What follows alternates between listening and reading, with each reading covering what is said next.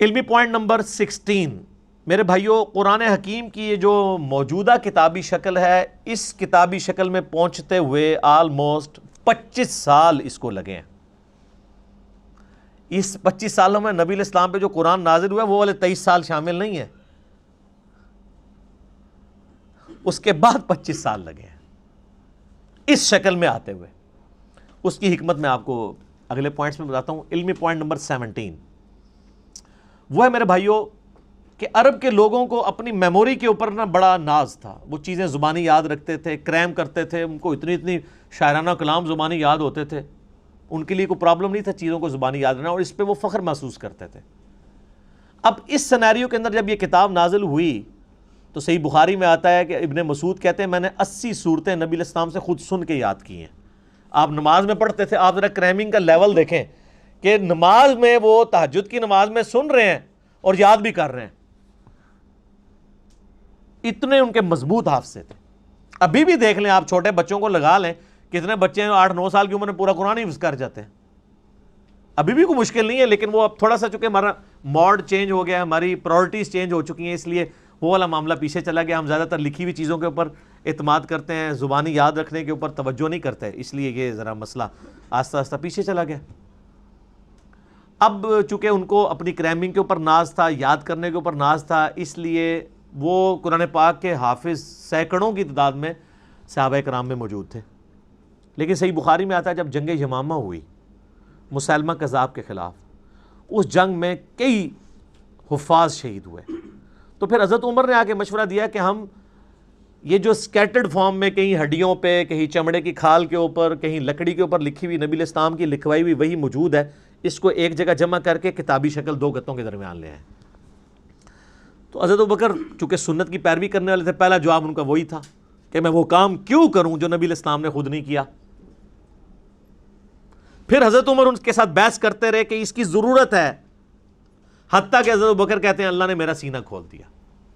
پھر مشورہ طے پایا کہ زید ابن ثابت جو بڑے انٹیلیجنٹ بندے تھے اور سب سے زیادہ ڈومیننٹ وہی انہوں نے لکھی ہوئی تھی، ان کو بلایا گیا، ان کے ذمہ یہ کام لگایا گیا، وہ بھی ریلیکٹنٹ ہوئے۔ پھر ان کے ساتھ صحابہ نے بحث کی، وہ مان لیا انہوں نے، اور بخاری میں الفاظ ہیں، انہوں نے کہا کہ اگر مجھے حضرت ابوبکر یہ ڈیوٹی لگاتے نا، یہ پورا پہاڑ یہاں سے یہاں شفٹ کرنا ہے، تو وہ آسان کام تھا۔ قرآن پاک کی ذمہ داری میرے پہ لگانا ایک پوری امت کے اعتبار سے میرے پہ بڑی ذمہ داری تھی۔ زبانی لوگوں کو یاد تھا، آج بھی حافظ ہی اس کو پڑھ کے اینڈ پہ آپ دیکھتے نہیں لکھا ہوتا ہے ہم نے قرآن کو حرف حرف پڑھا، اس میں کوئی غلطی نہیں ہے، یہ کوئی نسخے سے نہیں میچ کرتا، کریمنگ کوئی حفاظ نہیں اس کو۔ لیکن حضرت ابوبکر یہ چاہتے تھے جو نبی علیہ السلام نے اپنے نوٹس لکھوائے ہیں اس کے ساتھ کاؤنٹر ویریفائی کیا جائے، اور اس کے لیے طے پایا کہ ریٹن ریکارڈ موجود ہونا چاہیے، جو بھی آپ اس میں لکھیں گے اور کم از کم 2 بندے اس کو ریٹن میں جسٹیفائی کریں گے۔ لیکن اس میں ایک آیت ایسی تھی کہ جس کا ریٹن ریکارڈ صرف ایک بندے کے پاس تھا، صحیح بخاری میں آتا ہے وہ تھے حضرت خزیمہ ابن ثابت انصاری رضی اللہ تعالیٰ عنہ، اور کسی کے پاس مل نہیں رہا تھا۔ صحابہ کو یہ جداج سے پتا تھا، کیونکہ الفاظ ہیں کہ گم پائی، تو گم وہی بندے کو پتا ہوتا ہے جس کو یاد ہو کہ میں نے سنی ہوئی ہے اور اب لکھی بھی نہیں مل رہی۔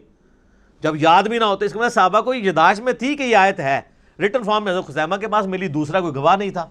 پھر صحابہ کو یاد آیا کہ ان کی تو گواہی حضور نے 2 کے برابر کی ہوئی ہے، اور وہ معجزہ آپ کی وفات کے بعد ظاہر ہوا۔ یہ پروفیسیز اور جو علامات النبوہ ہیں، اور وہ واقعہ بڑا مشہور ہے۔ نبی علیہ السلام نے ایک یہودی کے ساتھ ایک جانور کا سودا کیا، آپ گھر جب رقم لینے کے لیے، مال لینے کے لیے گئے، پیچھے سے کسی نے اس کو زیادہ قیمت لگا دی، وہ مکر گیا۔ آپ علیہ السلام واپس آئے تو اس نے کہا آپ نے سودا ہی نہیں کیا۔ آپ نے فرمایا تم مجھے نہ دو لیکن کم از کم مجھے جھوٹا تو نہ کرو۔ انہوں نے کہا نہیں، آپ نے سودا ہی نہیں کیا، اگر کیا تو گواہ لائیں۔ گواہ کوئی بھی نہیں تھا، تو حضرت خزیمہ وہاں سے گزر تھے، انہوں نے کہا میں گواہی دیتا ہوں کہ تم نے سودا کیا۔ معاملہ رفع دفع ہو گیا۔ جب وہ چلا گیا تو حضور نے کہا تم نے کیوں گواہی دی صلی اللہ علیہ وسلم؟ ان کا یا رسول اللہ میں نے آپ کے کہنے پہ اتنی بڑی بڑی گواہیاں دی ہیں، تو یہ تو بہت چھوٹی گواہی ہے، آپ کی شخصیت کو جب میں نے مان لیا۔ یعنی ہمارے پورے دین اسلام کی بنیاد جو ہے نا وہ رسول اللہ پہ کھڑی ہوئی ہے صلی اللہ علیہ وسلم۔ اس قرآن کو ہم نے اللہ کی کتاب کس کے کہنے پہ مانا ہے؟ نبی صلی اللہ علیہ وسلم کے کہنے پہ ہے۔ قبر کے عذاب کو، آخرت کے معاملات کو، جنت کو، یہ ساری چیزیں آپ کی کریں. تو ان کا جب میں نے اتنی بڑی بڑی چیزیں، یہ تو چیز ہی کوئی نہیں. تو آپ علیہ السلام نے پھر ان کو آنری طور پہ فرمایا تھا کہ ہر معاملے میں 2 گواہوں کی ضرورت ہے. جہاں میرا خزیمہ ایک آ گیا نا تو اس کی گواہی 2 کے برابر مان لینا. اور وہ سر حضرت ابوبکر کے دور میں معجزہ ظاہر ہوا، بخاری میں موجود ہے. وہ پھر اللہ تعالیٰ کے نبی علیہ السلام کو اللہ تعالیٰ نے یہ زندہ معجزہ امت تک ٹرانسفر کیا کہ ان کی گواہی کے اوپر وہ پھر آیات قرآن حکیم میں داخل کی گئی.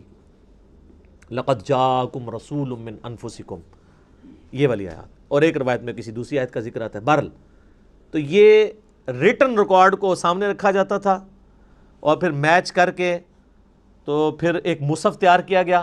وہ مصحف پوری زندگی حضرت ابوبکر کے پاس رہا. حضرت ابوبکر کی وفات کے بعد حضرت عمر کے پاس رہا. حضرت عمر نے اپنی وفات کے بعد ام المومنین اور اپنی بیٹی سیدہ حفصہ کو دے دیا. اور یہ سیدہ حفصہ کے پاس وہ مصحف تھا جو حضرت ابوبکر نے لکھوایا. یہ بخاری کی حدیث یہاں پہ کنکلوڈ ہو جاتی ہے. میں جب آواز دیتا ہوں وہ کہتے آ رہا ہوں میں جب آواز دیتا ہوں وہ کہتے آ رہا ہوں میں. یہی میرا تعارف ہے، گدائے مصطفیٰ ہوں میں.